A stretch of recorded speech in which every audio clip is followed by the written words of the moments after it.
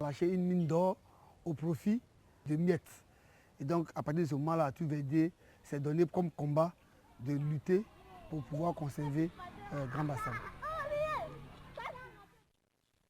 Il fallait légitimer la présence française en Côte d'Ivoire. Et pour la légitimer, les Français ont signé un traité en février 1842 avec les chefs traditionnels du Grand Bassam, avec à leur tête le roi Peter Atekebile. Vous voyez, il s'appelait Peter. Il avait déjà donc des acquaintances avec les Anglais. Donc ces acquaintances-là ont joué beaucoup dans les tractations. Premier piège tendu aux Français, le territoire était marécageux. Donc il fallait le viabiliser, il fallait le rendre propice aux bâtisses de maisons. Ce défi a été réussi. Mais comme il y avait des cours d'eau tout autour, c'était difficile de juguler les nids de moustiques qui étaient des vecteurs de maladies. Et les Français l'ont compris à leurs dépens.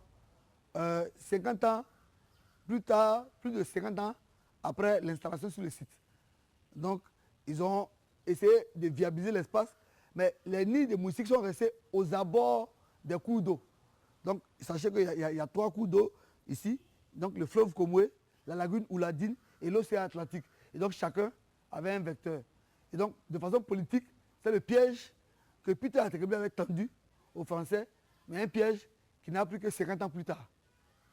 La ville historique de Grand Bassam a été construite en 50 ans et la construction a obéi à 3 phases.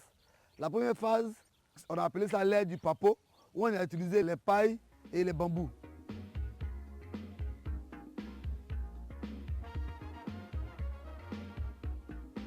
Et après cette ère-là, on est arrivé à l'ère du métallique.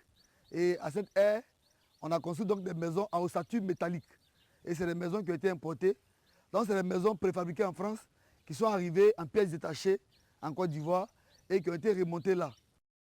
Vous voyez les toits à double pente.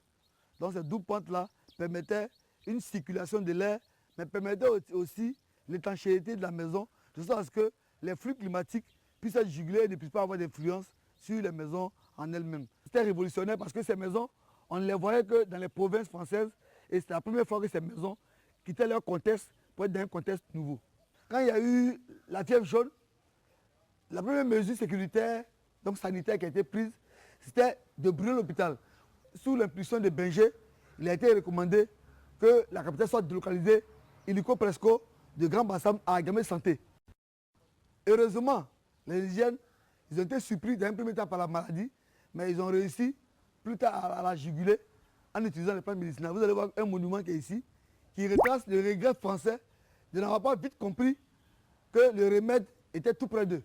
Et que le remède, il fallait seulement partir au village pour trouver le remède.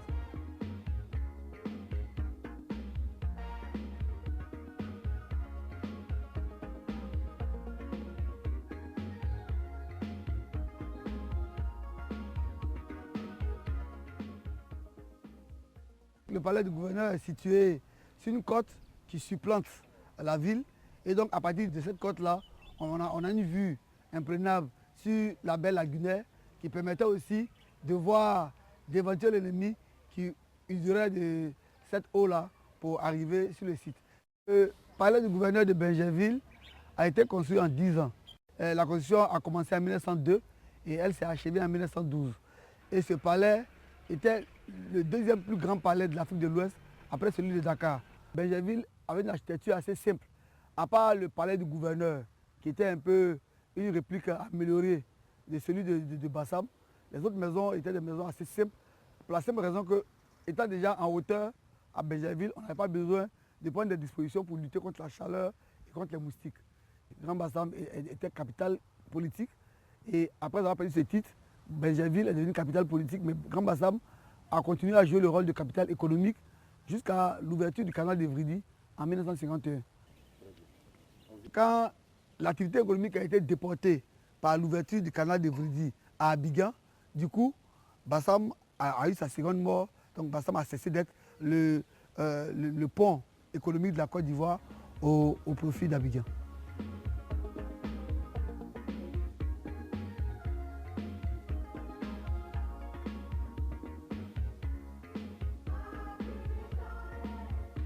Abidjan a été construit sur le modèle de Paris. Une ville qui devait créer d'autres villes. Donc Abidjan devait avoir beaucoup de banlieues et ces banlieues-là allaient constituer un rempart de sécurité pour la capitale. Et il devait avoir des distances donc, entre la banlieue et cette capitale-là, de sorte à ce que c'était une sorte de cordon de sécurité avec des habitations qui permettaient de sécuriser le site. Malheureusement, ce plan-là n'a pas été totalement respecté. Et donc, les banlieues sont rentrées, font partie intégrante d'Abidjan.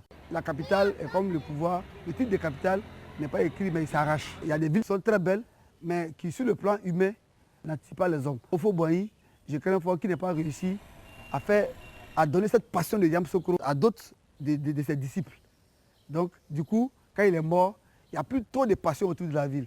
Or, une ville se développe par la passion. Aujourd'hui, Abidjan reste capitale parce que Abidjan passionne beaucoup de populations qui sont venues et qui aiment plus Abidjan que leur ville d'origine. Donc, c'est un peu cet élément psychologique-là, je pense qu'il manque à Yamoussoukro que des décisions politiques.